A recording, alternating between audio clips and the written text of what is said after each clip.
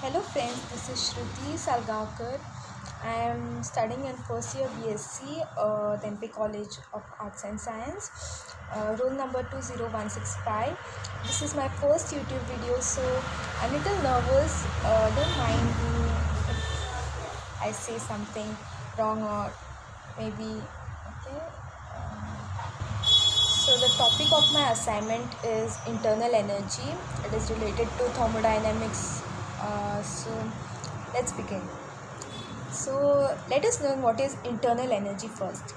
Internal energy is defined as the energy associated with the random disordered motion of molecules.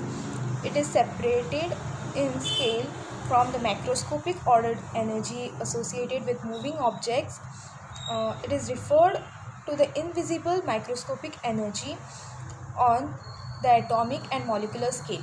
For example, a room for example, a room temperature glass of water sitting on a table has no apparent energy, either potential or kinetic, but on macroscopic scale it is seething mass of high speed molecules traveling at hundreds of meters per second. Okay, if the water were tossed across the room, this macroscopic energy will not necessarily be changed when we superimpose an ordered large scale motion on the water as a whole. So what is energy? First of all, we need to learn what is energy. Energy means whenever a particle or whenever a object is moving or where an energy is applied on it, it gains some kind of energy and it starts moving or it starts um, um, vibrating. So there are two kinds of energy, microscopic and macroscopic.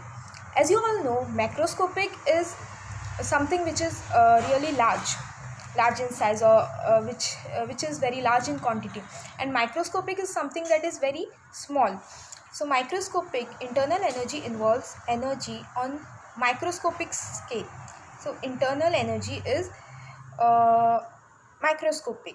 For an ideal interatomic gas, this is just the transitional kinetic energy of the linear motion of the hard sphere, type atoms, and behavior of the system as well is well described by kinetic theory. However, for polyatomic gases, there is rotational and vibrational kinetic energy as well.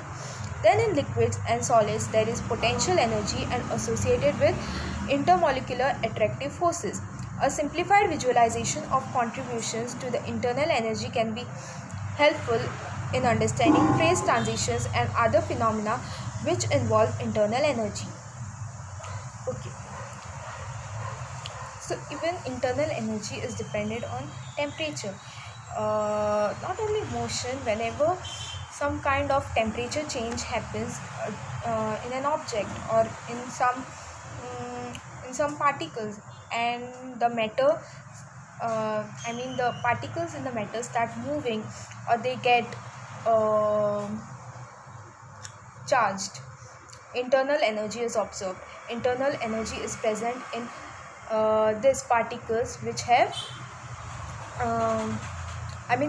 where temperature change has occurred. Okay, so examples of internal energy. Okay, when the sample of water and copper are both heated by 1 degree Celsius, the addition to the kinetic energy is same, since that is what temperature measures. But to achieve this increase for water, a much larger proportion of energy must be added to potential energy portion of internal energy. So the total energy required to increase the temperature of the water is much larger. That is, its specific heat is much larger. Okay. So to calculate kinetic energy, we have a formula.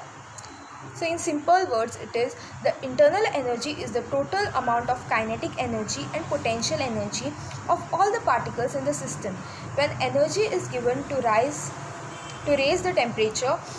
Particles speed up and gain kinetic energy. So in simple words, to describe kinetic energy, it is the change in temperature of an object and the object starts moving. The particle starts moving. So internal energy of a system is not all the energy in the system. It is the kinetic and the potential energy associated with random motion of molecules of an object. If you heat an object, you will increase its internal energy. Okay. So formula for internal energy is delta U equal to Q plus W, where W equal to 0 and delta U is equal to Q. The internal energy is equal to the heat of system. The surrounding heat increases so that the heat system decreases because the heat is not created, not